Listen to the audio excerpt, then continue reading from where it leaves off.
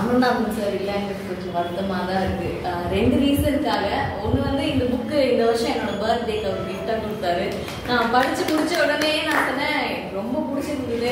And கடவுள நம்ம ரெகுலராக மீட் பண்ணுறவங்க எல்லாருக்கும் தெரியும், நான் ரொம்ப நாள் ஆச்சு ஃபிக்ஷன் பேசுறது படிக்கிறது, நடுவில் நிறைய நான் ஃபிக்ஷனுக்கு அப்படி இன்ட்ரெஸ்ட் ஷிஃப்ட் ஆயிடுச்சு. ஸோ நான் ஐ திங்க் ரொம்ப வருஷத்துக்கு அப்புறம் நான் ஃபிக்ஷன் புக் ஒன்று பேசுகிறேன். ரீசெண்டாக நான் ரொம்ப என்ஜாய் பண்ணி தான் படித்தேன் இந்த புக்கு. இன்னொரு ரீசன் வந்து நான் இது படிச்சு முடிக்கும் போதே சார் கிட்ட ஒரு தடவை ஃபோன்ல பேசினேன். நான் இடையில பேசும்போது நான் முடிச்சுட்டு நான் டெக்ஸ்ட் பண்ணியிருந்தேன், ரொம்ப சட்டிலான ஒரு ஃபெமினிசம் இருக்கு. நிறைய இடத்துல ஃபெமினிசம் நமக்கு ஆன் த ஃபேஸ் இருக்கும், நமக்கு முகம் சொல்லிக்கிற மாதிரி இல்லை, இரிட்டேட் ஆக கூட செய்வோம் சில நேரங்கள்ல. அது ஓவர் பவரிங்கா நம்ம நிறைய இடங்கள்ல ஃபீல் பண்றது உண்டு. கேலியாவும் மாறுது பல இடங்கள்ல. அப்போ இது வந்து ரொம்ப ஒரு சட்டில் நோட் இருக்கு அதுல, அது ரொம்ப சென்சிபிளா இருக்கு, நல்லா இருக்கு அப்படின்னு சொன்னப்ப சார் வந்து ஒத்துக்கல. அது ஏன் ஃபெமினிசம்னு சொல்றீங்க அப்படின்லாம் கேட்டு ஒரு ரொம்ப நேரம் 2 பேரும் மாத்தி மாத்தி டெக்ஸ்ட்ல ஆர்கியூ பண்ணிட்டே இருந்தோம் நாங்க. அப்போ சார் சொன்னாரு, ஃபெமினிசம் எல்லாம் வேண்டியது இல்லம்மா, ஹியூமனிசம் போதும் இல்லையா, நான் அப்படிதான் நினைக்கிறேன் அப்படின்னு சொன்னாரு. ஆக்சுவலா அந்த டேர்ம் வந்து நான் காலேஜ் டேஸ்ல இருந்து ரொம்ப வருஷம் நான் அதை நிறைய பேருக்கு சொல்லியிருக்கேன். ஃபெமினிசம் வேண்டாம், அது தேவையில்லை, ஹியூமனிஸ்டிக்கான அப்ரோச் எல்லார்கிட்டையும் இருந்ததுனாலே நமக்கு ஃபெமினிசம் தேவைப்படாம போயிடும் அப்படின்லாம் சொல்லியிருக்கேன். ஆனால் ரீசன்ட் டைம்ஸ்ல வந்து அது அவ்வளோ சிம்பிள் கிடையாது, நம்ம வாயில சொல்லிட்டு நம்ம கடந்து போயிடுறோம். தேவையில்லைன்னு சொல்ற அளவுக்கு அது அவ்வளோ சிம்பிளான ஒரு இஷ்யூ கிடையாதுங்க அப்படிங்கிறது இந்த மாதிரி சில பேரை கடந்து வரும்போது ரொம்ப ஷாக்கிங்காகவும் இருக்கு. ரொம்ப பிளெயினா நம்ம இதை எதிர்த்துட்டோமோ இவ்வளோ நாள் அப்படின்னு கூட தோணி இருக்கு சில இடங்கள்ல. ஸோ ஸ்டோரிஸ் எல்லாம் ரொம்ப சிம்பிளான ஸ்டோரிஸ். சில இடங்கள்ல வந்து எனக்கு அந்த ஸ்டைல் வந்து கொஞ்சம் எம்டி மாதிரி, அந்த படம் பார்த்த மாதிரி அந்த வீடு, அந்த வாசல், அந்த மரம், செடி இதெல்லாம் அவங்க டிஸ்கிரைப் பண்ற விதம் வந்து வாசுதேவன் நாயர் அந்த ரைட்டிங் ஞாபகப்படுத்தின மாதிரி இருந்துச்சு அந்த ஸ்டைல் வந்து. இதுல வந்து 12 ஷார்ட் ஸ்டோரிஸ் இருக்கு. 12 ஷார்ட் ஸ்டோரிஸுமே வந்து 100% முஸ்லிம் ஹவுஸ் ஹோல்ட்ஸ்ல இருந்து தான் அவங்க எழுதியிருக்காங்க.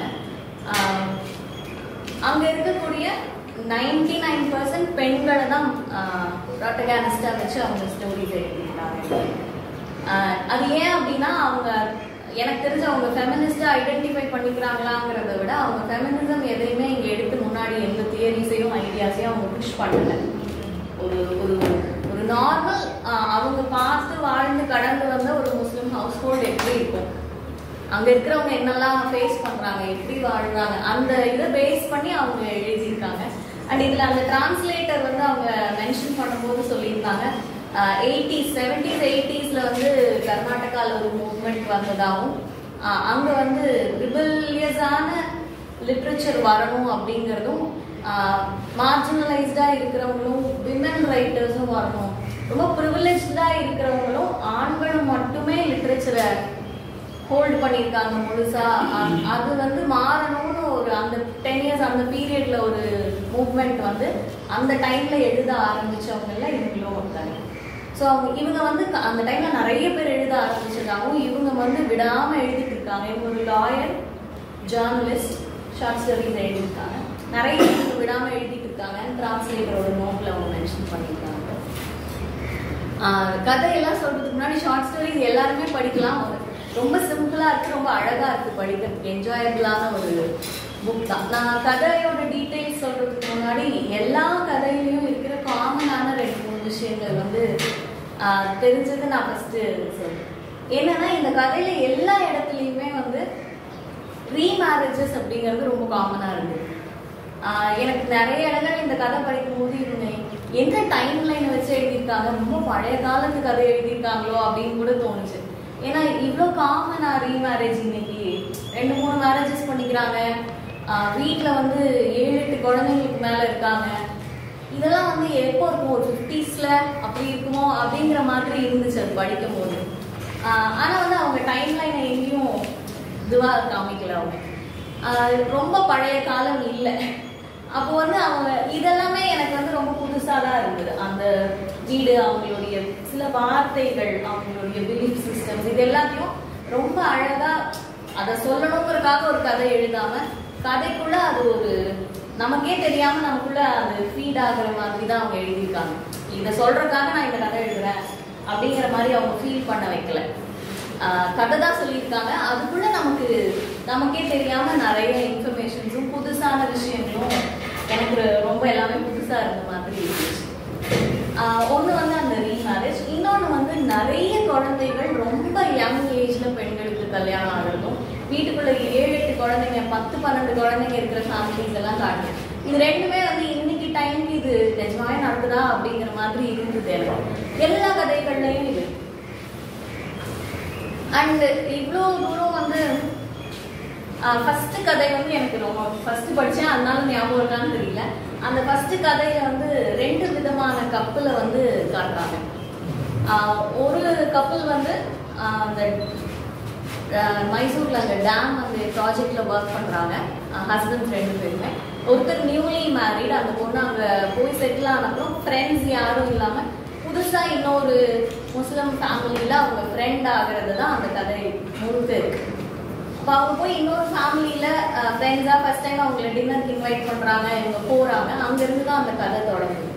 அப்போ அந்த கதை படிக்கும் போது பாத்தீங்கன்னா இந்த பொண்ணு வந்து படிச்ச பொண்ணா இருக்காங்க. ரொம்ப சப்ரஸ் பண்ணப்பட்ட ஒரு மேல் ஷாவினிசம் எல்லாம் ஃபேஸ் பண்ண மாதிரி காமிக்கவே இல்லை. ஹஸ்பண்டும் அதே மாதிரி ஓரளவுக்கு தன்னை லிபரலா மாறல. ஒரு இடத்துல அந்த லேடி வந்து சொல்றாங்க, என்னை வந்து என் ஹஸ்பண்ட் ஸ்மோக் பண்ணு அப்படின்னு சொல்றாரு, ட்ரிங்க் பண்ணு அப்படின்னு சொல்றாரு. எனக்கு ஸ்மோக் பண்ண பிடிக்காது, எனக்கு அந்த ஸ்மெல்லே பிடிக்காது. அவர் என்ன ஏன் ஸ்மோக் பண்ண சொல்றாரு அப்படின்னா தன்னை லிபரலாவும் மாடர்னாவும் காமிச்சுக்கிறதுக்காக என்ன ஸ்மோக் பண்ண சொல்றாரு அப்படின்னு சொல்லியிருக்காங்க. ஸோ நல்ல எக்ஸ்போஷரும் புரிதலும் இருக்கிற மாதிரியான ஒரு பொண்ணு. அவங்க அந்த ஃப்ரெண்ட் வீட்டுக்கு டின்னர் போகும்போது பார்த்தோம்னா இந்த பொண்ணு மாதிரியே ஒரு யங் ஏஜ் ஒய்ஃப் தான் அங்கே இருக்காங்க. அவங்களோட முதல் பொண்ணு வந்து அவங்க வீட்டில் 4 குழந்தைங்க இருக்காங்க. அந்த மூத்த குழந்தை, அந்த பெண் குழந்தை வந்து 12th படிச்சுட்டு இருக்காங்க. இவளை எப்படியாவது காலேஜ் படிக்க வைக்கணும்னு நான் முயற்சி பண்றேன், என் ஹஸ்பண்ட் வந்து ஒத்துக்க மாட்டேங்கிறாரு படிக்க வைக்கிறதுக்கு அப்படின்னு சொல்றாங்க. அந்த சீன் அவங்க ஃப்ரெண்ட் ஆகுற அந்த ஒரு சீன் வந்து கொஞ்சம் எலாபரேட்டா அங்க என்ன நடக்குது அப்படிங்கறதெல்லாம் எழுதியிருக்காங்க. அதுல சில விஷயங்கள் எல்லாம் எனக்கு ரொம்ப நேச்சுரலா ஆர்கானிக்கா இல்லாத மாதிரி இருந்துச்சு. எப்படி சொல்லணும்னா 1-2 விஷயங்கள் மட்டும் அவங்க சொன்னது நிஜமாவே அது இப்படி இருக்குமா அப்படின்னு தோணுச்சு. அது அவ்வளோ ஆர்கானிக்கா எனக்கு புரிஞ்சுக்க முடியல. ஒண்ணு வந்து அந்த அம்மா வந்து நிறைய பூ, ஒரு தோட்டம் மாதிரி அவங்க வீட்டு முன்னாடி இருக்கு. அதெல்லாம் பார்த்து அந்த ஹஸ்பண்ட் வந்து செஞ்சு கொடுத்துருக்காரு. அந்த ஒய்ஃப்க்கு பூ ரொம்ப பிடிக்கும். ஒரு பயங்கரமா ஒய்ஃப் மேல பித்தா இருக்கிற மாதிரி தன்னை காமிச்சுக்கிறாரு. நான் உனக்காக தாஜ்மஹால் கட்டியே தீவேன் அப்படின்லாம் நேராவே சொல்றது. அது ஒரு பித்து மனநிலையில நான் இருக்கேங்கிறத அவர் எல்லார்கிட்டையும் வெளிப்படுத்திக்கிட்டே இருக்காரு ஓப்பனாவே. அந்த பொண்ணுக்கு பூ ரொம்ப பிடிக்கும். அங்க இருந்து நிறைய பூ எடுத்து அவங்க கட்டிட்டே பேசுறாங்க இவங்க கிட்ட. கட்டி முடிச்ச உடனே அந்த பூ கொஞ்சமா கட் பண்ணி அந்த கெஸ்ட் கையில கொடுத்துட்டு மொத்தத்தையும் அவங்க தலையில வச்சுக்கிறாங்க. அந்த 12th படிக்கிற பொண்ணு வந்து தனக்கு அந்த பூ கொடுக்கலன்னு கண்ணெல்லாம் கலங்கி அந்த பொண்ணு போகுது. இந்த மாதிரி ஒரு 2-3 இடங்கள்ல அவங்க சொல்றாங்க. அந்த ஃபர்ஸ்ட் சைல்ட வந்து அந்த மதர் நெக்லெக்ட் பண்ற மாதிரியான ஒரு ஹிண்ட் பண்றாங்க அந்த கதைகள். அது இனிஷியலா வந்து இது எப்படி இது நார்மலான ஒரு பிஹேவியர் மாதிரி தெரியலையே அப்படின்னு இருந்துச்சு. ஆனா கடைசியில வர சென்டென்ஸும் எனக்கு அவ்வளவு கன்வின்சிங்கா இல்லை. இந்த கதையோட எண்ட் நோட்ல அந்த கதையில வந்து அவங்க இடையில ஒரு தடவை சொல்லுவாங்க, அவங்க அடுத்து 5வது குழந்தை கன்சீவ் ஆயிருப்பாங்க. ஸோ கதை என்னன்னா அவங்க 5வது குழந்தை கன்சீவ் ஆகுறாங்க. அவங்க ஹாஸ்பிட்டல்ல இருக்காங்க, குழந்தை பிறக்குது. இவங்க பாக்கிறதுக்காக போறாங்க. பார்த்துட்டு வந்துடுறாங்க. அந்த இடத்துல எல்லாம் இந்த கதைகள்ல வந்து அவங்களோட பிராக்டிசஸ் என்ன, ஒரு குழந்தை பிறந்தா அந்த பெண்ணை வந்து 2-3 பெட் வச்சு படுக்க வைப்பாங்க. டெலிவரி பண்ண அந்த உமனை வந்து அவங்க ரொம்ப ஹெவியான பிளாங்கெட்ஸ், தின்னான பெட் எல்லாம் கூட தூக்கி மேல போட்டு படுக்க வச்சு அவங்க ஸ்வெட் ஆகணும்னு சொல்லுவாங்க. இந்த மாதிரி அவங்களுடைய இதுல இருக்கக்கூடிய நிறைய பிராக்டிசஸை எக்ஸ்பிளைன் பண்ணிட்டே வராங்க. இந்த மாடர்னான இருக்கிற கப்பல், அந்த பொண்ணோட அம்மா இறந்துடுறாங்கன்னு போயிட்டு திரும்பி வராங்க. திரும்பி வந்து அதுக்குள்ள இவங்க ரொம்ப க்ளோஸ் ஃப்ரெண்ட்ஸ் ஆயிடுறாங்க இவங்க 2 பேரும். இப்போ வந்த உடனே அந்த ஃப்ரெண்டை பாக்குறதுக்காக போய் கதவை தட்டிட்டே இருப்பாங்க. இப்போ நீ வெளில வரையா, நான் கதவை உடச்சிட்டு உள்ள வரட்டா அப்படின்னு கேட்கும்போது வெக்கத்தோட தலையில அந்த சாரி போட்டுட்டு யாரோ ஒரு பொண்ணு வந்து கதவை திறக்கிறாங்க. அங்க வெளியில இருந்து அந்த கார்டன்ல இருந்து அந்த 4 குழந்தைகளும் அந்த பெரிய பொண்ணு கையில இன்னொரு சின்ன குழந்தைய வச்சிருக்கு. 48 days என்னமோ ஆயிருக்கு. அங்க ஒரு புது வைஃப் இருக்காங்க. அவங்க அந்த கொஞ்ச நாள்ல அந்த பிரெக்னன்சி அந்த டெலிவரிக்கு அப்புறம் கொஞ்ச நாள்ல அவங்க இறந்துடுறாங்க. 48 நாள்ல அவர் ரீமேரேஜ் போயிடுறாரு. அந்த இடத்துல அந்த பொண்ணு வந்து சொல்லிட்டு போவாங்க, இந்த பொண்ணுக்கும் தாஜ்மஹல் கட்டுறேன்னு சொல்லாதீங்க அப்படின்னு சொல்லிட்டு போயிடுறாங்க அவங்க. இதுல அந்த மாதிரியான இதுவும் இந்த கதையில நிறைய இடங்கள்ல அவங்க சொல்றாங்க. ஆண்கள் எல்லாருமே வந்து ஒரு குறிப்பிட்ட ஏஜ்க்கு அப்புறம் அடுத்த யங் உமன், எனக்கு அதுவும் அவ்வளவு கன்வின்சிங்கா ஆக்சுவலா இல்ல. அந்த ஒரு விஷயம் வந்து எல்லா ஆண்களையும் வந்து கொஞ்சம் ஸ்டீரியோ டைப் பண்ணிட்டாங்களோ அப்படிங்கிற மாதிரி இருந்தது. நிறைய இடங்கள்ல அவங்க வந்து இமீடியட்டா அடுத்த ஒரு சின்ன பொண்ணை கல்யாணம் பண்றது அப்படிங்கிறது வந்து ரொம்ப நார்மலைஸ் பண்ணி அந்த சொசைட்டில இருக்காங்கிற மாதிரி சொல்லியிருக்காங்க. அது எவ்வளவு தூரம் காமன் எனக்கு தெரியல. அது அவ்வளவு கன்வின்சிங்கா எனக்கு இல்ல. பட் மேபி இருக்கலாம், அது தெரியல நமக்கு.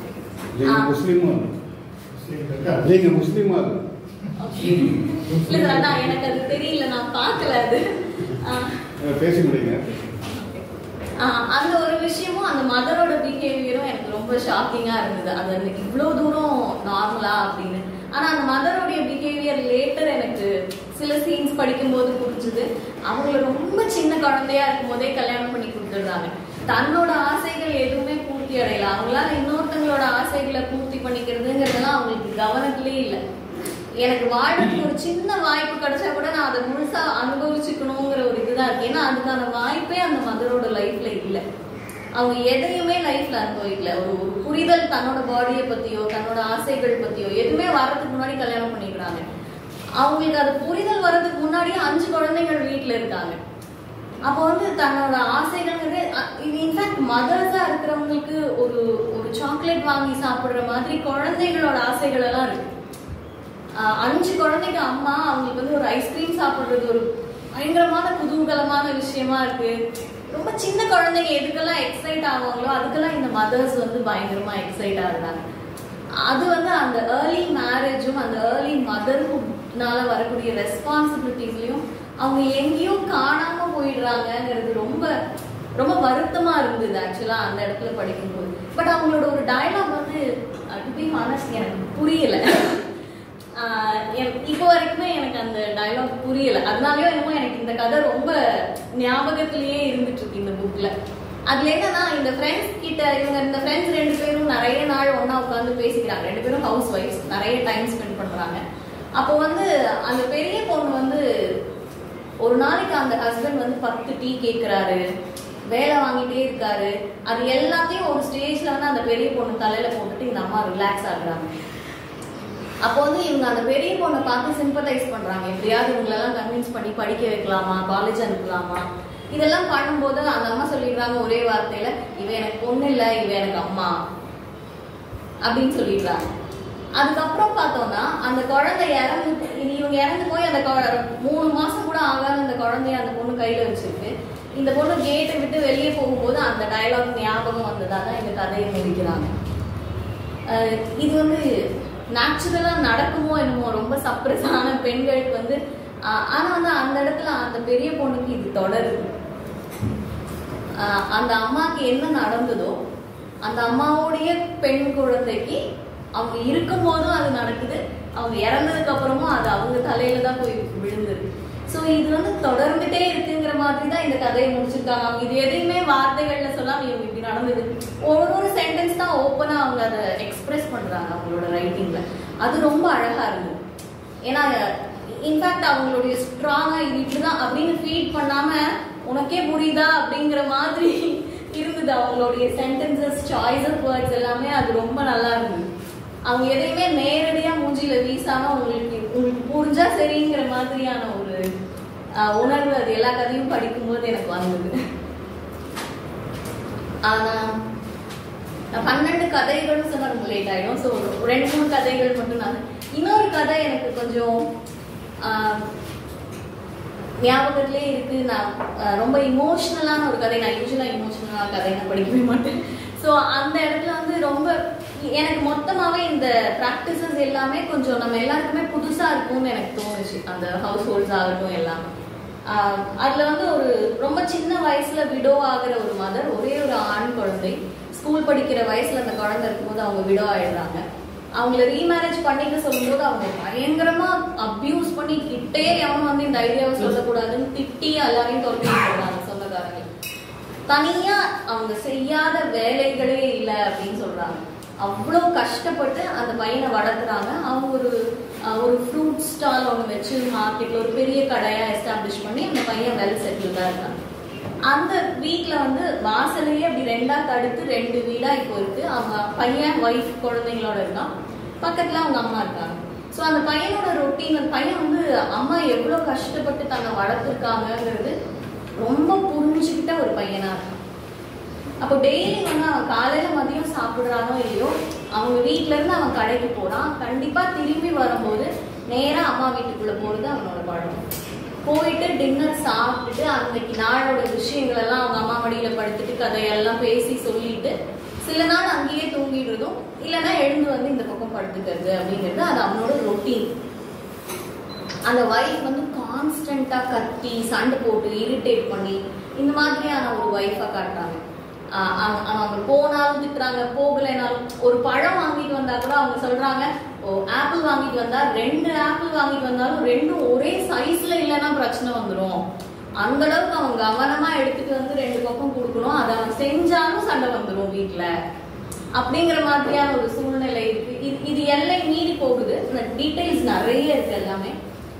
எல்லை மீறி போகும்போது ஒரு ஸ்டேஜ்ல வந்து உங்ககிட்ட கஷ்டப்படுறதை விட நான் எங்க அம்மாவை கல்யாணம் பண்ணி கொடுத்தேன் அப்படின்னு சொல்லி அந்த பையன் வந்து கல்யாணம் பண்ணி கொடுக்கணுங்கிற முடிவுக்கு வரும்போது மாப்பிள்ளை தேட ஆரம்பிக்கிறது. அந்த இடத்துல வர்ற ப்ரொபோசல்ஸ்ல வந்து ஃபில்டர் பண்ணி இது சரியா வராது, இங்க போனா எங்க அம்மா சந்தோஷமா இருக்க மாட்டாங்க அப்படிங்கிற ரிஜெக்ஷன்ஸ் எல்லாம் அந்த மகன் செய்யறதெல்லாம் பார்க்கும்போது ஒரு அப்பா பொண்ணுக்கு வந்து மாப்பிள்ளை தேட ஆரம்பிச்சா எவ்வளவு காஷியஸா, எவ்வளவு இதுவா அந்த ரெஸ்பான்சிபிலிட்டி, அந்த சிந்தனைகள் எல்லாமே அதை எக்ஸ்பிளைன் பண்ணிட்டே வராங்க.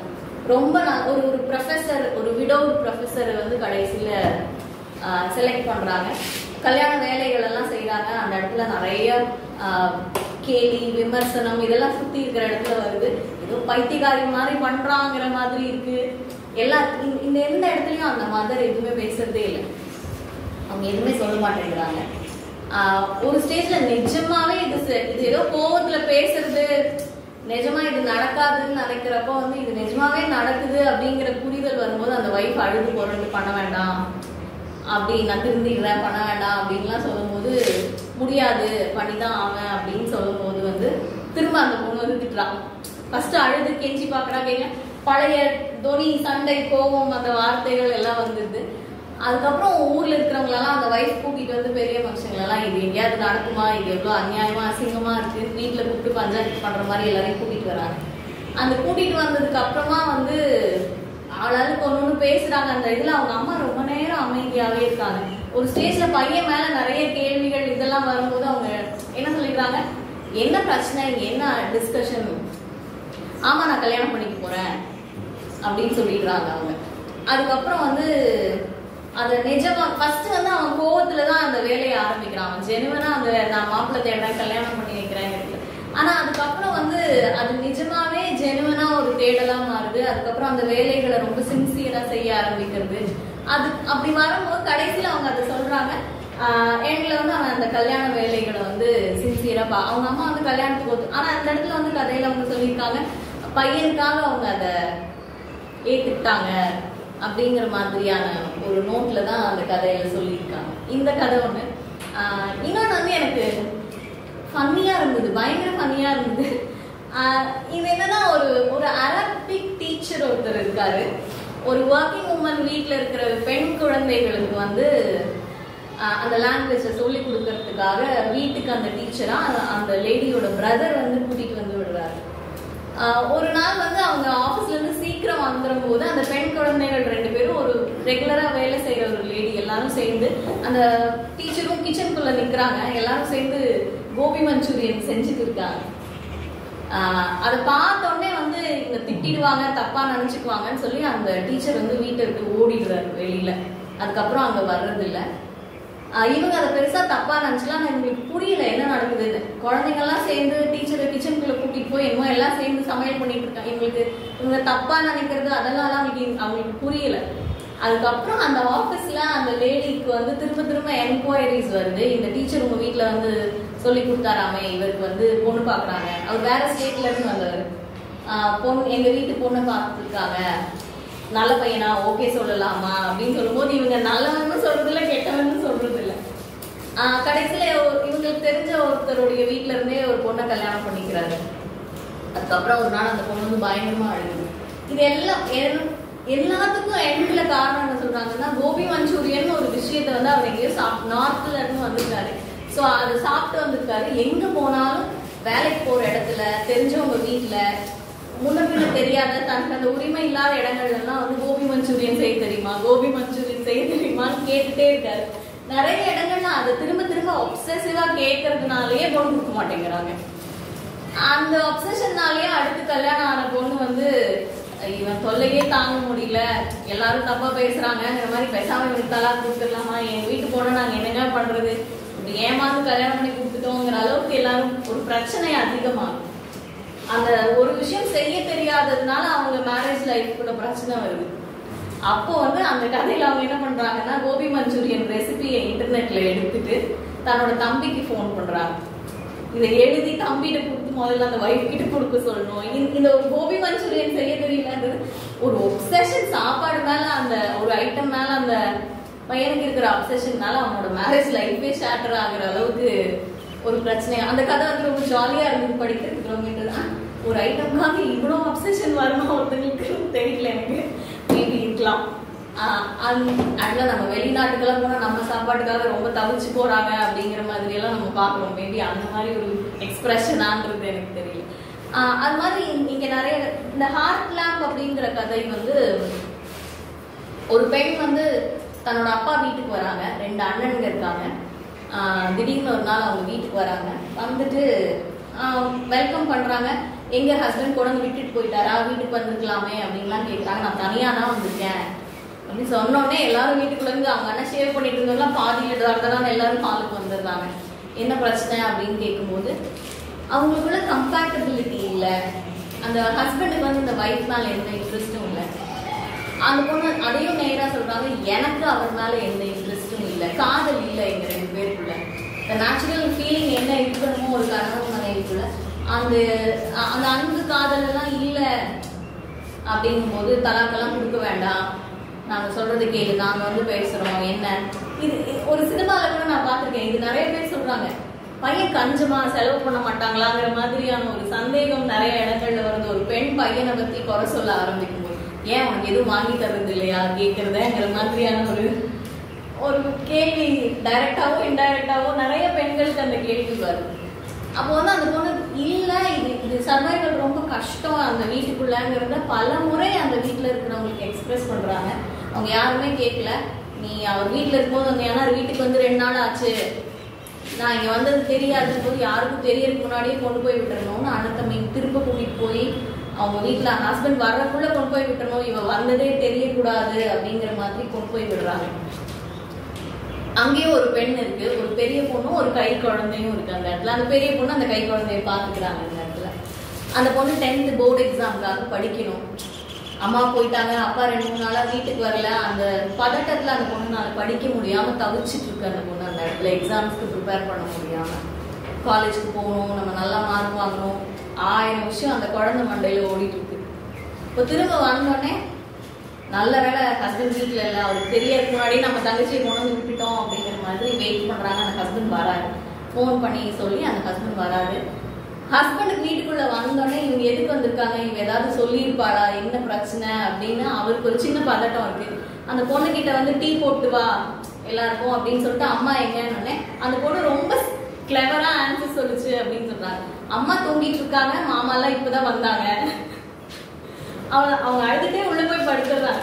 அம்மா போனாங்க, வந்தாங்க, கூட்டிட்டு வந்தாங்க, எதுவுமே சொல்லாம அம்மா தூங்குறாங்க, இவங்க எல்லாம் இப்பதான் வந்தாங்க அப்படின்னு. அப்ப ஹஸ்பண்ட் வந்து நினைச்சுக்காரு, இவங்களுக்கு எதுவும் தெரியல, எதர்ச்சியா வந்திருக்காங்க. இது எதை பத்தியுமே இல்லாம எல்லாரும் வந்திருக்காங்கல்ல, ஒழுங்கா சமைச்சு போடுன்னு போய் நான்வெஜ் எல்லாம் வாங்கிட்டு வந்து கொடுக்குறாரு. அந்த பொண்ணு அழுதுட்டே சமைச்சு போடுது, பாத்திரத்தை உருட்டுது. இவ எப்பவுமே இப்படிதான் அப்படின்னு வழக்கமா கிண்டலாவும் குறையாவும் சொல்ற மாதிரி அந்த ஹஸ்பண்ட் சொல்றாரு. தூக்கி போடுறாங்க பாத்திரத்தை, அழுதுட்டே இருக்காங்க சத்தமா, எல்லாருக்கும் கேட்குறோம். ஹஸ்பண்ட் கண்டுக்கல. அண்ணன் தம்பி ஏன் என்ன எதுக்கு எதுவும் பேசல. நல்ல நான்வெஜ் சாப்பிட்டாங்க. சாப்பிட்டுட்டு சரி நாங்க போயிட்டு வரோம் அப்படின்னு சொல்லிட்டு கிச்சன் கிட்ட வந்து அவங்க அண்ணா சொல்றாரு, ஒழுங்கா புத்திசாலித்தனமா இருந்துக்கோ, நீ வந்து புத்திசாலித்தனமா இருந்துக்கோ, போனா என்ன திரும்ப இங்க வந்துருவான், நீ ஒழுங்கா இருந்தேன்னா கொஞ்ச நாள் வெளியில போனா என்ன திரும்ப இந்த வீட்டுக்கு வந்துருவான்னு சொல்லிட்டு அவங்க வீட்டுக்கு போயிடுறாங்க. அவங்களால அதை ஹேண்ட்லே அவங்க வெளியில போனோடனே ஹஸ்பண்ட் கிளம்பி போயிடுவாரு. அப்போ அவங்களுக்கு என்ன பண்ணணும்னு தெரியல. அவங்க நாள் முழுக்க அந்த இடம்லாம் வந்து ரொம்ப இந்த ஜேம்ஸ் ஜாய்ஸோட கிளைமேக்ஸ்ல வர மாதிரியான ஒரு இமோஷன் எல்லாம் எக்ஸ்ட்ராக்ட் பண்ற மாதிரி ஒரு ரைட்டிங் ட்ரை பண்ணியிருக்காங்க அந்த இடத்துல. அவங்க மனசுக்குள்ள இருக்கிற அந்த போராட்டங்கள் அதெல்லாம் சொல்லி அதுக்கப்புறம் நைட் நடுராத்திரி வந்து அவங்க இதுக்கு மேல இது சர்வைவே பண்ண முடியாது. அந்த குழந்தை வந்து தூங்குற தொட்டில் கிட்ட போய் அவங்க ரொம்ப நேரம் மணிக்கணக்கில் நின்று அந்த குழந்தைய பார்த்துட்டே இருக்காங்க. அவங்க மனசுல அந்த கதை தான் ஹார்ட் லேம்ப்ங்கிற டைட்டில் போட்டிருக்காங்க. ஸோ வந்து அந்த அவங்களோட ஹார்ட் லேம்ப் வந்து எப்பவோ அணைஞ்சு போச்சு, அது எரிய வைக்கவே முடியாது அப்படிங்கிற மாதிரி அவங்க எந்த உணர்வும் இல்லாம பார்த்துட்டே இருக்காங்க. அந்த குழந்தைக்கு வந்து ஃபீட் பண்ணணும், அது சாப்பிட்டு ரொம்ப நேரம் ஆச்சு. இன்னொரு குழந்தை பசியோட படிக்க முடியாம அது ஒரு பக்கம் படுத்துட்டு இருக்கு. ரொம்ப நேரம் நின்று அப்படியே அந்த குழந்தைங்களை பார்த்துட்டு கெரோசின் எடுத்துட்டு அவங்க வெளியில பேக்யார்டுக்கு போய் அந்த கெரோசினை மேலே ஊற்றிக்கிறாங்க. அவங்க அதை பற்ற வச்சுக்கணும்னு நினைச்சு அதை பண்ணும்போது அந்த சின்ன குழந்தை பசியில கத்த ஆரம்பிக்கும். அது கத்த ஆரம்பிக்கும் போது அந்த பெரிய பொண்ணு வந்து அந்த அழுக சத்து, அந்த குழந்தை எப்ப அழுதாலும் அந்த குழந்தைய உடனே அட்டென்ட் பண்றது வந்து அந்த அக்கா. அவங்க அம்மா அதை அட்டென்ட் பண்றதுல மதியமே ஒரு தடவை வந்து அந்த குழந்தை அழும், இந்த அம்மா எந்திரிச்சு வரவே மாட்டாங்க. அவங்களுடைய வலிகள்ல தான் இருக்க முடியும், அவங்களால இதை ரீச் பண்ணிக்கவே முடியாது இமோஷனலா. ஸோ அப்போ வழக்கமா அந்த குழந்தையோட சின்ன சிறுங்கள் சத்தம் கேட்டாலும் அந்த அக்கா கேரக்டர் வந்து டக்குன்னு முடிச்சு அந்த குழந்தைய அட்டென்ட் பண்றாங்க. அப்படி டக்குன்னு முடிச்ச உடனே அந்த பொண்ணு பாத்துடுறாங்க அவங்க அம்மாவை. அப்போ வெளியில வந்து அந்த குழந்தைய அந்த லான்லயே ஈரத்துல மழை பெஞ்ச இடத்துல போட்டு 2 பேரும் கதறி அழறாங்க. அது பசியில கத்துது.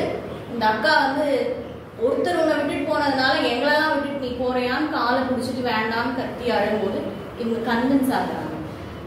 ஆனா வந்து அவர் வேற ஒரு ஃபேமிலியோட கண்டினியூ பண்றதா போயிட்டாரு. இதுக்கு மேலே இவங்க என்ன பண்ணுவாங்கன்னா இவங்க பேரண்ட்ஸ் வீட்ல இவங்களை ஆக்சுவலா அக்செப்ட் பண்ணல. ஸோ இவங்களோட ஃபியூச்சர் எப்படி இருக்கும்னா தெரியல. இதுல எல்லாருமே என்னன்னா டிகிரி முடிக்கிறதுக்கு முன்னாடியான வயசுங்கும் போதே எல்லாருமே கையில குழந்தைங்களோட இருக்காங்க. இந்த கதையில வர எல்லா கதையிலுமே பெரும்பாலும் பெண்கள் வந்து ஸ்கூல் முடிக்கிறதுக்கு முன்னாடியே கையில குழந்தை இருக்கு எல்லாருமே. அப்போ இதை விட்டு வெளியில வரணுங்கிற சூழ்நிலை இருக்கிற பெண்களை பத்தி நிறைய எழுதியிருக்காங்க. இந்த மாதிரியான இஷ்யூஸ் இருக்கு, இதுல இருந்து நான் வெளில வரணும் அப்படின்ற எண்ணம் வர்றதை பத்தி நிறைய எழுதியிருக்காங்க. ஆனா அவங்க யாராலையும் வெளியில வர முடியாது. ஏன்னா யாருக்குமே வந்து பினான்சியலா இண்டிபெண்டன்ஸ் இல்லை, அதை ஏற்படுத்திக்கக்கூடிய எஜுகேஷனும் இல்லை. இது எதையுமே அவங்க இந்த ரைட்டரோட பியூட்டி வந்து அவங்க டைரக்டா இதை எதையுமே அட்ரஸ் பண்ணல. அவங்க அப்படியே ஒரு போட்டோ எடுத்து இப்படி காமிச்சிட்டு இதுல என்ன புரியுது உங்களுக்கு அப்படிங்கிற மாதிரி தான் எனக்கு தோணுச்சு. அவங்க இதை பின் பண்ணவே இல்லை. ரொம்ப ஒரு எலாபரேட்டான பிக்சர் எல்லா கதைகளுமே. அந்த ரைட்டிங் ரொம்ப பியூட்டிஃபுல்லா தான் இருந்துச்சு ஆக்சுவலா. அது நம்ம எடை போட்டுக்க முடியும்னு நான் நினைச்சேன் சில இடங்கள்ல எல்லாம்.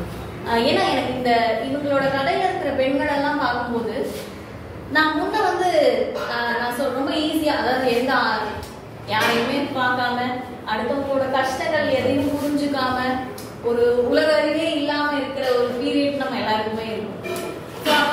நான் வந்து ரொம்ப ஈஸியா சொல்லுவேன், கஷ்டப்படுத்துறாங்க சரியில்லை அப்படின்னா போட செத்தான்னு வர வேண்டியதானே.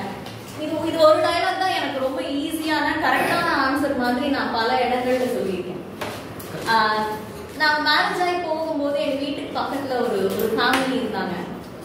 அந்த பொண்ணு வந்து நிஜமாவே பிசிக்கலி ரொம்ப பியூனியா, வெயிட் பார்த்தாலே உங்களுக்கு ரொம்ப பாவமா இருக்கும். ரொம்ப குட்டியா ஒல்லியா ரொம்ப ஸ்கூல் குழந்தை மாதிரி இருக்கும் அந்த பொண்ணு. அதுக்கு 2 குழந்தைங்க இருந்தாங்க. அந்த வீட்டு வேலைகளை செய்யறத பார்க்கும் போதே எனக்கு ரொம்ப மலைப்பா இருக்கும். ஏன் ஒரு பொண்ணு போட்டு இந்த பாடுபடுத்துறாங்க அப்படின்ற மாதிரி இருக்கும்.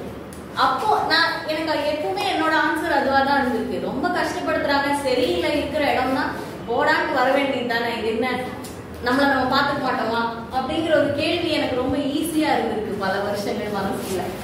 அப்போ வந்து ஆக்சுவலா நான் அந்த பொண்ணை பார்க்கும்போதும் அப்போதான் எனக்கு சொன்னாங்க அந்த பொண்ணுகிட்ட படிப்பு இல்லை, அந்த பொண்ணுகிட்ட வெளியில போனா படிப்பு இல்லாம பொழைச்சிக்க முடியுங்கிற தைரியம் இல்லை.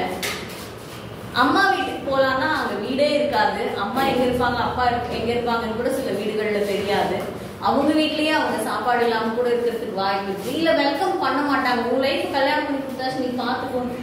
இந்த மாதிரியான ஸ்ட்ரக்சர்ஸை நம்ம புரிஞ்சுக்காம உன்னோட லைஃப் நீ ஏன் பாத்துக்கல, உனக்கு ஏன் தைரியம் இல்லை அப்படின்னு. என்னோட ஹஸ்பண்ட் சொல்லுவார், அதுல உனக்கு உங்க அப்பா கொடுத்த படிப்பையும் நிறைய பேருக்கு யாரும் அவங்க அப்பா கொடுக்கல, உங்க அம்மா கொடுத்த தைரியமும் நிறைய எல்லா பெண்களுக்கும் கிடைக்கிறது இல்லை, வெளில வந்துட்டா சமாளிச்சுக்கலாங்கிற தைரியம், இது ரெண்டும் இல்லாம ஈஸியா பிரச்சனை வெளில வரன்னு யாருமே சொல்ல மாட்டாங்க. இது ரொம்ப ப்ரிவிலேஜான ஒரு இடத்துல இருந்து வர ஒரு வார்த்தை அப்படிங்கிறது நான் ரொம்ப லேட்டா தான் நான் ரியலைஸ் பண்ணேன். அது எல்லாருக்குமான ஒரு ஆன்சர் கிடையாது, எல்லாருக்கும் இன்ஃபேக்ட் அந்த ப்ரிவிலேஜ் இல்லை அப்படிங்கிறது.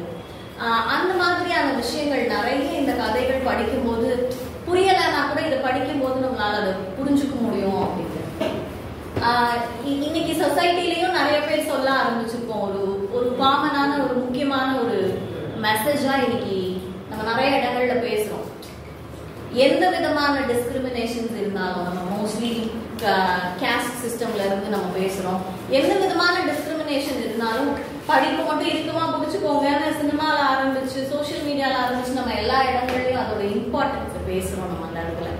ஆனா வந்து எனக்கு எண்ட் ஆஃப் த புக் இது படிச்சு முடிக்கும் போது எனக்கு என்ன தோணுச்சுன்னா, இந்த பெண்களுக்கு எல்லாருக்குமே படிப்பு ரொம்ப முக்கியம், அதுதான் பேஸ், ரொம்ப ரொம்ப முக்கியமான விஷயம். ஆனா இந்த பெண்களுக்கு வந்து படிப்போட சேர்ந்து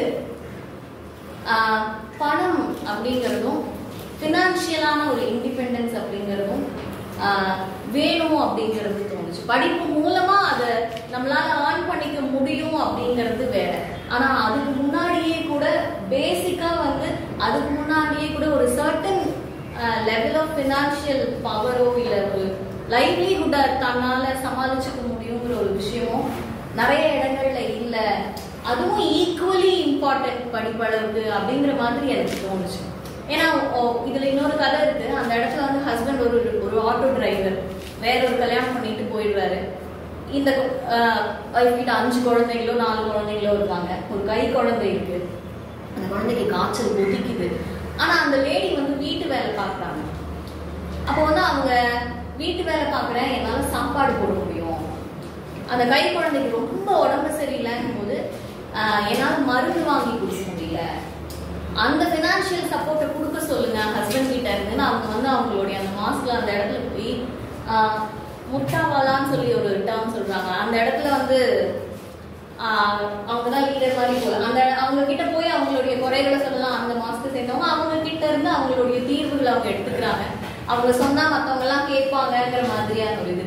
அந்த கதையோட கிளைமேக்ஸ் கூட எனக்கு இன்ஃபேக்ட் எனக்கு ரொம்ப பிடிச்சிருந்தது. அந்த கதையில என்னன்னா, அந்த மாதிரி இருக்கிற ஒருத்தர் அவங்க வீட்டுல வந்து அந்த ஒய்ஃப்க்கு வந்து 5 குழந்தைங்க இருக்காங்க. அந்த ஒய்ஃப் வந்து ஃபேமிலி பிளானிங்க்கு ஒத்துக்காம இருக்காரு. அந்த ஒய்ஃப் பயங்கர கடுப்பா இருக்காங்க, அதனால குழந்தைங்களை மேனேஜ் பண்ண முடியல அவங்களால. அவங்களும் ரொம்ப சின்ன பொண்ணா இருக்காங்க, ஃபேமிலி பிளானிங்க்கு வந்து எதிரா இருக்காங்க. அந்த அவங்களுடைய ரிலிஜன் காரணம் சொல்லி அவங்கள விட மாட்டேங்கிறாங்க. அப்ப அந்த இடத்துல இந்த வேலை செய்யற பொண்ணு வந்து குழந்தைக்கு மருந்து வாங்க ஹஸ்பண்ட் பணம் கொடுத்தா போதும், எனக்கு தலாக் கொடுத்தாலும் பரவாயில்ல, எனக்கு தலாக் கொடுத்தாலும் பரவாயில்ல, எனக்கு பினான்சியலா இந்த குழந்தைங்களுக்கு மெடிசன் வாங்குறதுக்கு எமர்ஜென்சிஸ்க்கு சப்போர்ட் பண்ணா போதும், இதை வாங்கி கொடுங்கன்னு கேட்கறதுக்கு காலையில வந்து அங்க உட்கார்றாங்க. காலையில எல்லாரும் அவங்களோட பிரேயர்ஸ் முடிச்சுட்டு வெளில போறாங்க. அப்ப இருந்து அந்த பொண்ணு குழந்தைய மடியில கொதிக்கிற காய்ச்சலோட வச்சுட்டு உட்கார்ந்துருக்காங்க. இவர் வீடு வந்து அது பின்னாடியே ஒட்டி இருக்கு, அந்த முட்டாவாலாங்கிறவங்க அவங்களோட. அப்ப அவர் வந்து அவர்கிட்டதான் போய் அவங்க குறைகளெல்லாம் சொல்றாங்க. முதவே அந்த லேடி அவங்க வீட்டுல போய் இந்த மாதிரி என் பிரச்சனை எனக்கு வந்து தீர்வு சொல்லுங்க, இவர் தான் ஒரு டைம் சொல்லி காலையில அங்க வாங்கன்னு சொல்லிட்டு.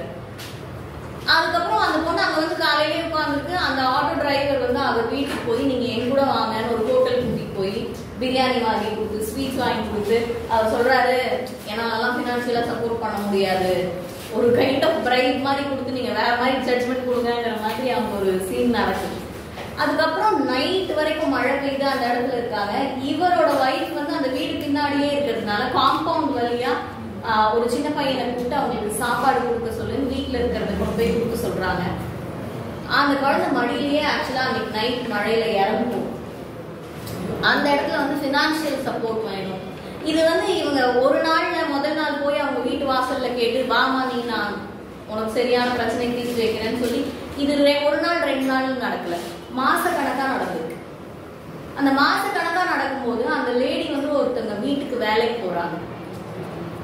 வசதியான ஒரு வீட்டுல தான் ஒரு மெய்டு வச்சிருப்பாங்க. அந்த லேடி வந்து நிறைய படிக்கிறவங்களா இருக்காங்க. இந்த பொண்ணு அங்க போய் இந்த குறையெல்லாம் சொல்லிட்டே வீட்டுல வேலை செய்யும் போது அந்த 2-3 தடவை அவங்களுக்கு ஐடியாஸ் கொடுக்குறாங்க. நம்மளுடைய மதத்துல வந்து இப்படி இருக்காமா, எத்தனை கல்யாணம் வேணாலும் பண்ணிக்கலாமாமா, நான் கேட்க கூடாதாமா அப்படின்னு சொல்லி அந்த பொண்ணு அழும்போது அவங்க சொல்றாங்க அது அப்படி இல்லை, உன்னுடைய அனுமதியோட தான் பண்ணணும், இல்லைன்னா வந்து உனக்கு குழந்தைகள் இல்லைங்கிற காரணம், இப்படி சில ரீசன்ஸ் இருக்கு. யார் வேணாலும் எந்த ரீசனும் இல்லாமலாம் இன்னொரு கல்யாணம் எல்லாம் பண்ணிக்க முடியாது. நம்ம மதத்துக்குள்ளேயே இந்த ரீசன்ஸ் எல்லாம் இருக்கு. இது இருந்தாதான் இன்னொரு கல்யாணம்ங்கிறது வந்து சரி அப்படின்னு சொல்லி அவங்க அந்த புக்கை படிச்சு சொல்றாங்க. அதை போய் கேட்டா அவங்க யாரும் மதிக்க மாட்டேங்கிறாங்க. அந்த பொண்ணு வேணாம் அப்படிங்கிற மாதிரி.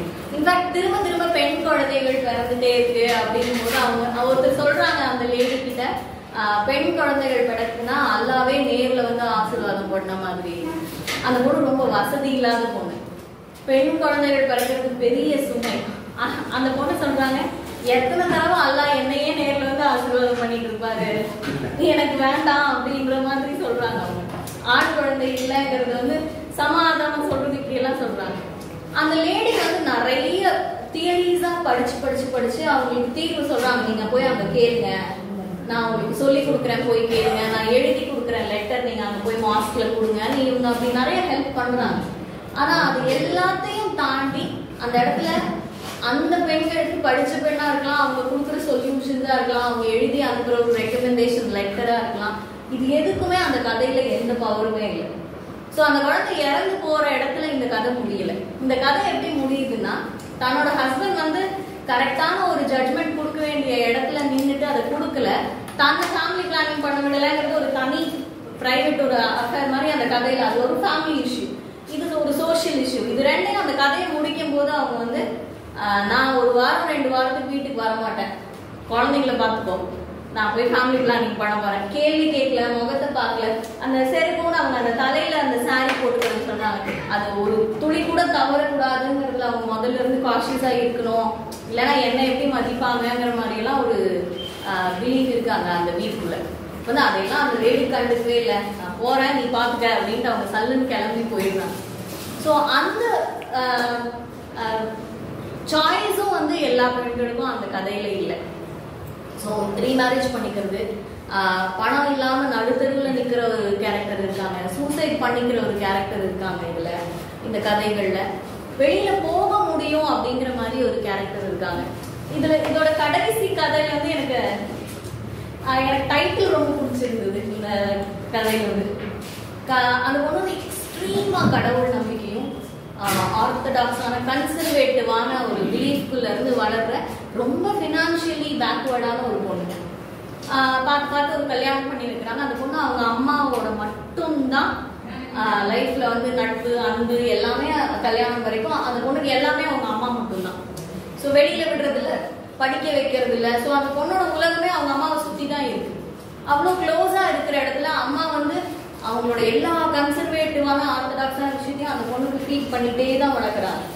ஸோ இப்போ கடவுள் தான் எல்லாமேங்கிற ஒரு இதுவும், இந்த நம்ம வீட்டுக்குள்ள என்ன ப்ராக்டிசஸ் இருக்கோ அதை நீ அப்படியே சாகிற வரைக்கும் கடைபிடிக்கணும், எது வந்தாலும் கடவுள் நல்லதுக்கு தான் பண்றாருங்கிற மாதிரியான ஒரு நம்பிக்கையில இருக்கிற ஒரு பெண்ணா அவங்க இருக்காங்க.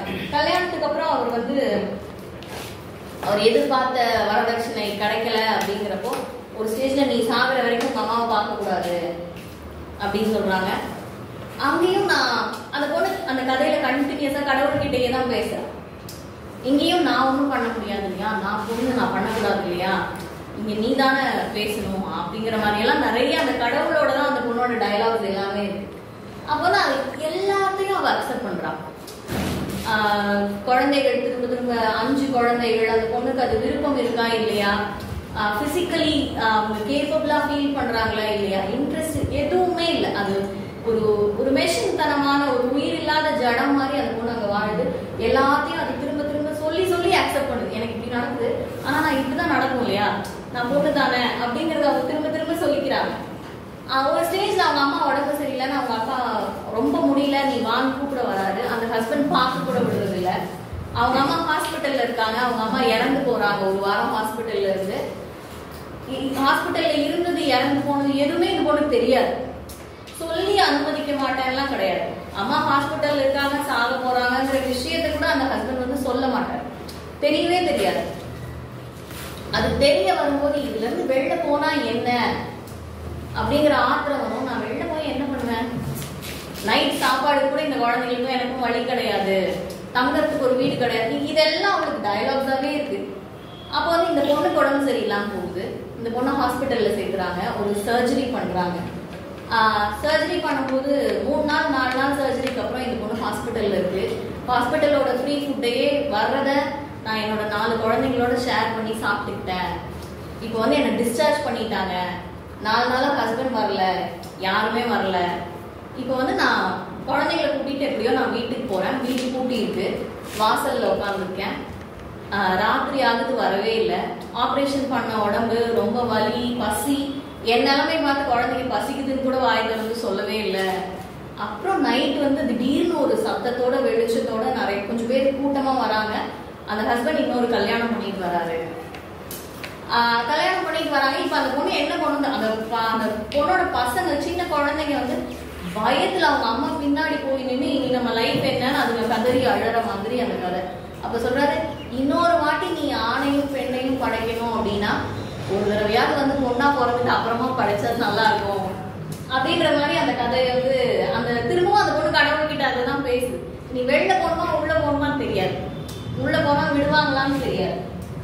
ஸோ இந்த மாதிரியான கதைகள் தான் இதுல என்னன்னா, இதெல்லாம் இப்பவும் இருக்கா, இதெல்லாம் எல்லா ஃபேமிலியிலயும் இருக்கா, படிச்ச வீட்டுல இருக்கா, வசதியான வீடுகள்ல இருக்கா அப்படின்னா இருக்குதான். இது இல்ல அப்படின்னு முன்ன மாதிரி சொல்லிட முடியல என்னால. என்ன அப்படின்னா நல்ல நான் அமர்நாதன் சார் அதுதான் இன்னைக்கு ஆக்சுவலா பேசணும்னு நினைச்சிட்டே வந்தேன். நானும் இதை நம்பியிருக்கேன். மனுஷங்க நல்லவங்களா இருக்காங்க அப்படிங்கிற பட்சத்துல வந்து பெண்ணியம் தேவையில்லை. நல்ல மனுஷன்னா எல்லாரையும் ஒரே மாதிரி தானே நல்ல விதமா ட்ரீட் பண்ணணும். ஆனா அது உண்மை இல்லை. அது என்னன்னா, நான் நேர்ல ஒருத்தரை சந்திச்சிருக்கேன். அங்க வந்து அவர் வந்து ரொம்ப நல்ல மனிதன், யாரையும் காயப்படுத்த சத்தமா கூட பேச மாட்டாரு. கண்ணை மூடிட்டு தன்னை சார்ந்து இருக்கிறவங்களுக்கு எல்லா உதவிகளும் செய்வாரு. எந்த குறையும் வந்து குவாலிட்டியில எந்த கேரக்டர் ட்ரைட்டையும் நீங்க மோசமா டிஸ்கிரிமினேட்டரியா சொல்ல முடியாது. ஜாதி பார்க்க மாட்டாரு, பண வித்தியாசம் பார்க்க மாட்டாரு, யாரையும் தரக்குறைவா நடத்த மாட்டாரு. அவரை பாக்குறோம், பேசுறோம், பழகுறோம்னா அவரை குறையே சொல்ல மாட்டாங்க யாருமே. நான் அவரை நேர்ல பார்த்துருக்கேன். ஆனா வந்து அவரை பத்தி கேட்ட சில விஷயங்கள் வந்து எனக்கு இவரை நம்ம மதிக்கணுமா மதிக்க கூடாதா அப்படின்னு ஒரு கேள்வி வந்தது. என்னன்னா, அவர் வந்து கல்யாணம் பண்ணிக்கும் போது அவர் சொன்னதா என்கிட்ட சொன்னாங்க. அவரோட க்ளோஸ் ஃப்ரெண்ட்ஸ் வந்து அவர் சொன்னாரா, என்னோட ஒய்ஃப்க்கு வந்து நான் பஸ் ஸ்டாண்ட்ல விட்டுட்டு வீட்டுக்கு வந்துட்டேன்னா என் துணை இல்லாம வீட்டுக்கு வர தெரியக்கூடாது, எனக்கு அப்படி ஒரு ஒய்ஃப் தான் வேணும் அப்படின்னு சொல்லி அவர் சொன்னாரு அப்படின்னு சொல்லி சொன்னார். தனியா பஸ் ஸ்டாண்ட்ல இருந்து நடந்து வீட்டுக்கு வர தெரியக்கூடாது, எனக்கு அப்படி ஒரு பொண்ணு தான் வேணும் அப்படின்னு. அவர் இந்த ஜெனரேஷன்ல இருக்கிறவங்க. எனக்கு அது ரொம்ப வியப்பா இருந்தது. உனக்கு வேலை மிச்சம், ஆக்சுவலா டிபெண்டா ஒரு ஆள் இல்லைனா அப்படிங்கிற மாதிரி சொல்லணும் போல எனக்கு தோணுச்சு. இன்னொரு இடத்துல அதே கேரக்டர் வந்து தன்னோட ஃப்ரெண்ட்ஸ் எல்லாம் கூப்பிட்டு நீங்க நான் ரொம்ப சந்தோஷமா இருக்கேன் அப்படின்னு சொல்லி எல்லா ஹோட்டல்ல போய் ஜாலியா சாப்பிட்டு என்ன சந்தோஷம், என்ன ஒரு செலிப்ரேட்டரி மூட் அப்படின்னு கேட்டப்போ அந்த பொண்ணு வந்து டிகிரி படிச்சிருக்காங்க.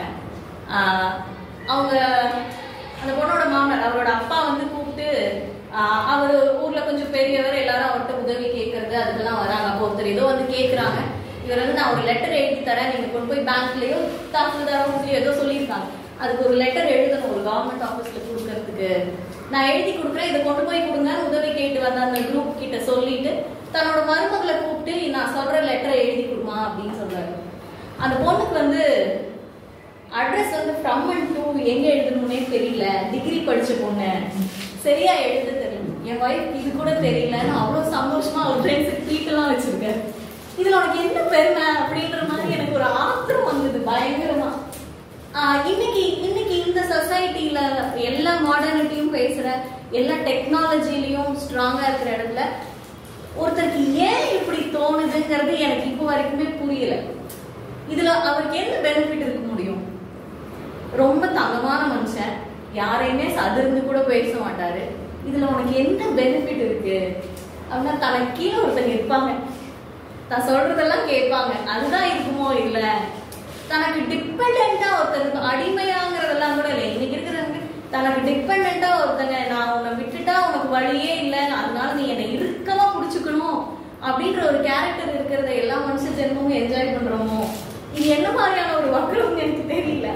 ஆனா இந்த காலத்துல இருக்கான்னு நான் கேட்டுட்டே இருப்பேன். இந்த மாதிரியான ரைட்டர்ஸ் வந்து ஆமா இருக்கு, கண்ணை திறந்து பாருங்கன்ற மாதிரி எனக்கு ஒரு இது. அது நான் இன்னைக்கு வரைக்கும் நான் நிறைய இடங்கள்ல சொல்றேன், நிஜமாவே ஃபெமினிசம் தேவையில்லை, அது தேவையில்லாத பிரச்சனைகளை உருவாக்குது. சரி, நான் இது வந்து புரிதலே தப்பா இருக்கு, ஃபெமினிசம்ங்கிற ஆங்கிள் இது வேண்டாம் அப்படின்னு நான் சொல்லிட்டே இருப்பேன். அமர்நாத் சார் அதே வார்த்தையில ஹியூமனிசம் போதும் அப்படின்னு. ஹியூமனிசம்க்கும் உமனுக்கும் சம்பந்தம் இல்லைன்னு புரிஞ்சுக்கிற மனுஷங்க நிறைய பேர் இருக்காங்க போல. அப்போ ஃபெமினிசம் வேண்டாம்னு ஒரு சந்தேகம் வந்திருக்கு இந்த புக் படிச்சு. அந்த குவெஸ்டனையும் அந்த சந்தேகத்தையும் இந்த ரைட்டர் ரொம்ப ஸ்ட்ராங்கா ஏற்படுத்தியிருக்காங்க.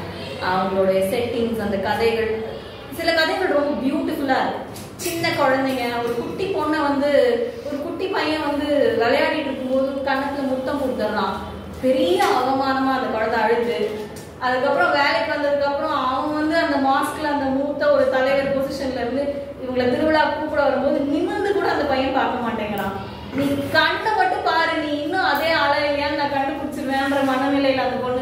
அந்த மாதிரி ரொம்ப கியூட்டான சில நம்மளோட டெய்லி லைஃப் விஷயங்களையும் எல்லா கதைகளுக்குள்ளேயும் நம்மளால படிக்க முடியும். ரொம்ப ஸ்ட்ராங்கான விஷயங்களையும் இந்த எல்லா கதைகளையும் படிக்க முடியும். ஒரு கர்நாடகா செட்டப், ஒரு முஸ்லிம் ஹவுஸ் ஹோல்ட், இது எதுவுமே வித்தியாசமே எனக்கு தெரியல அப்படிங்கிற நிறைய விஷயங்கள், பிராக்டிசஸ், வார்த்தைகள், இது எல்லாமே ரொம்ப இன்ட்ரெஸ்டிங்கா இருக்கு. இது ரொம்ப ரொம்ப இன்ட்ரெஸ்டிங்கான ஒரு ரீட், ரொம்ப குவிக்கா நம்மளால படிச்சிட முடியும். முக்கியமான வர்தியான ஒரு லிட்டரரி ஒர்க்.